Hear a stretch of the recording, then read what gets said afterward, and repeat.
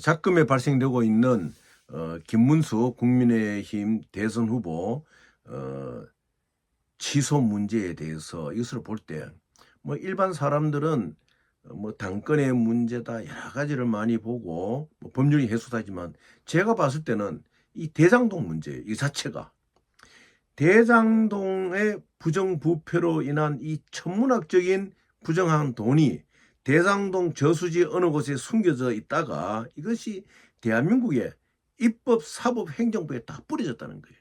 그러니까 이 돈을 먹은 자들이 제대로 된 정치, 제대로 대한 사법적인 판단, 제대로 대한 입법적인 행동 이것을 하지 못하고 있는 것입니다.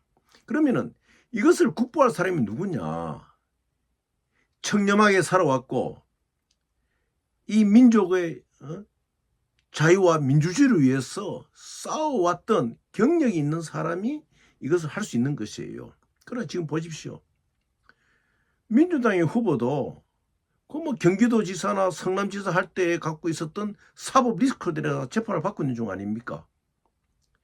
물론 이 판결의 여부는 어떻게 날지는 사법 판단이지만은 일단은 사법 리스크를 갖고 있는 것이에요. 그러면 지금 이 사법 리스크를 갖고 있는 사람이 성남시장 할 때나 경기도지사 할 때 사법 리스크를 갖고 있는 사람이 대통령이 만약 되었을 경우는 대통령이 되었을 때 어떤 사법 리스크를 가질 것인지 국민들은 상상할 수 있지 않습니까? 그러기 위해서 이 나라가 정말 제대로 된 민주주의 국가로 가기 위해서는 사법 리스크에 부담이 없는 청렴한 정치인이 여야를 막론하고 선출되어야지 이 나라에 장래가 있는 것이에요.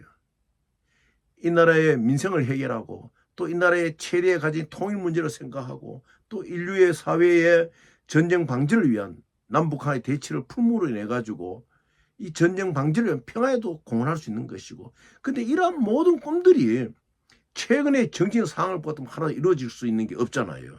그것은 무엇이냐? 국민의힘은 이 국민의힘 지도부들은 보면은 정권을 바꿔가지고 무엇을 해보자 이런 생각들이 아무것도 없어요. 유치한 수준의 경력 없는 수준의 이런 자들이 모여가지고 지금 하고 있는 일이라는 것을 보십시오. 뭐 이재명이 다 뭐 민주당 대권 후보가 곧 당선될 것 같으니까 거기에 다 항복한 거나 마찬가지예요. 누가 대통령이 되는 관심이 없어요. 또 어느 뭐 이준석 후보가 말했습니까? 뭐 밀하겠나? 뭐 어느 후보하고 밀하겠나? 이런 의미의 말을 하는 것을 내가 뉴스에 봤었는데 그 청년이 아주 그 정확한 지적을 했어요. 제가 볼 때도 그래요. 만약 이 후보가 당선된다고 대통령이 된다면은 그 지금 국민의힘이 부정부패 저지른 자들 온갖 자들 그대로 두겠습니까? 공수처를 활용해가지고 다 소탕할 거 아니겠어요? 죄를 지은 자들이 많다는 거죠. 국민의힘 안에. 그러니까 이미 백기토항하고 밀학을 한지도 몰라요. 그런데 그것은 그러면 결국 국민을 왜 한 것입니까? 국민을 배신한 거 아닙니까?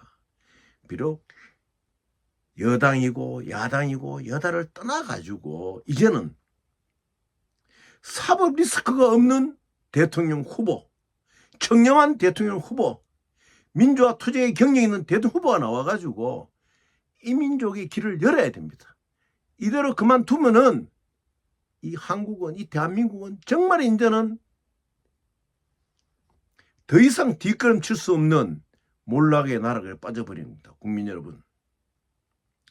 시장 하나 하면서 도지사 하나 하면서 사법 리스크를 갖는 후보라면은 여러분들이 대통령으로 뽑아줬을 때 대통령으로서 사법 리스크를 가질 때는 이 국가는 어떻게 되겠습니까? 그리고 지금 국민의힘이 하는 이 꼬락서리를 보십시오. 자기 당에서 정당의 세 차례 경선을 거쳐가 승리해가지고 선출한 후보를 한밤에 쿠데타와 같이 또 당헌 당규상 보면 어느 정당이나 대통령 후보나 어떤 각종 성당에 출마하고자 하는 자의 그 등록 서류 접수 시간이 있어요. 뭐 예를 들어 9시부터 뭐 오후 5시 반까지. 그 새벽에 2시 반에서 4시 사이에 그 32가지가 된 서류를 다 넣어갈 수 있는 그러한 표적적인 특혜를 베푸는 이거는요. 당의 법도 깨트린 거예요. 근데 그걸 다 떠나서라도 더 중요한 것은 무엇이냐? 국민의힘의 지도부는 정치, 정권 교체에 대해서 아무 생각하지 않는다. 오직 자기들의 당권, 그리고 자기들의 살아남을 국리. 그래서 그 이준수 의원 젊은 청년 후보가 말했잖아요. 너들 밀하겠나? 아, 그럴 수 있는 거예요. 그런데 가장 중요한 것은 뭐 이재명에 관계 있다. 누가 그런 말이 아니에요. 대장동 사건으로 인해서 발생되는 이 천문학적인 수준의 돈이 어디에 있느냐, 무엇이냐, 어떻게 쓰여졌느냐, 이 대장동 문제가 해결되지 않고서는 이 민족의 앞날에 대해서는 먹구름밖에 없어. 암흑의 시대예요. 이 대장동 문제를 해결하지 않고서는 암흑의 시대가 대한민국의 역사, 정치사에 이제 나타나는 거예요. 그 시초가 무엇이냐? 바로 국민의 힘에서 벌어지고 있는 세계 정당사에 유례없는 대통령 선출 후보의 쿠데타식 교체예요. 이제 사법 판단이 곧 한두 시간 내에 이루어지겠지요. 한번 기다려보시죠. 그래서 가감히 말할 수가 있습니다. 지금 이 상황 속에서 그렇다고 누구가 대장동에 피의자로 되어 있는 사람이 그 사람이 범인이라는 이야기는 아니에요. 그건 사법법 판단한 거예요. 그렇지만은 사법 리스크를 갖고 있는 사람이 대통령이 되었을 경우에는 이 나라는 또 사법 리스크에서 대통령을 가지고 또 무슨 짓을 해야 됩니까? 국민들만 불쌍해지는 거예요. 그래서 우리는 결정해야 됩니다. 사법 리스크가 없는 대통령 후보를 선출해낼 수 있어야 되고, 대통령을 선출해낼 수 있어야 되고, 부정부패가 없는, 부정부패 의심이 없는 자를 민족의 지도자로 선출할 수 있어야 됩니다. 그것을 국민 여러분 명심해야 됩니다. 제가 전 시간에 말씀드렸듯이 자기의 부모를 자랑할 수 없는 자는 대통령 후보가 될 자신이 없어요. 어느 여당의 한 의원은 말했잖아요. 나는 내 아버지가 연합군 장병들이 있는 곳에 슈사인 보행을 자랑한다. 나는 아버지가 이 나라의 전쟁을, 이 나라의 국민들을 보호하게 왔는 이 각 나라의 병사들의 구두를 닦아주면서 아버지가 배운 죄를 나는 배우고 자랐다. 그래서 나는 이렇게 훌륭하게 나 성장했다. 아버지가 감사하잖아요. 자기의 아버지를 이야기할 수 없는 사람은 대통령이 될 수가 없습니다. 사법 리스크를 갖고 있는 사람은 대통령이 될 수가 없어요. 왜? 그 사람이 사법 리스크를 가졌을 때는 시장 도지사 때 사법 리스크를 가진 사람이 대통령이 되어서 사법 리스크 안 가진다는 보장이 뭐가 있어요? 그때는 엄청난 또 사법 리스크가 일어날 수 있잖아요. 여러분 정신 차려야 됩니다. 이 1시간, 2시간 대한민국 사법부가 과연 무슨 결정을 내릴 것인지, 만약 이 결정이 우리가 생각해 잘못되어질지라도 우리는 이제 시민혁명의 길로 가야 돼요. 이제는 이 정당에 맡겨둘 수가 없어요.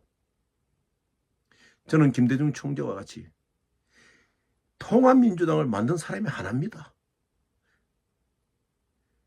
그런데 왜 제가 이런 말씀하겠습니까? 그만큼 민주당은 이제 우리가 만들었던 민주당이 아니에요. 여당, 야당의 문제가 아닙니다. 사법 리스크 없는 대통령 후보, 청렴하고 부패의 경력이 없는 대통령 후보, 이런 사람을 제대로 뽑음으로 말미암아 민족의 장래의 길을 열 수 있습니다. 국민 여러분 명심하십시오.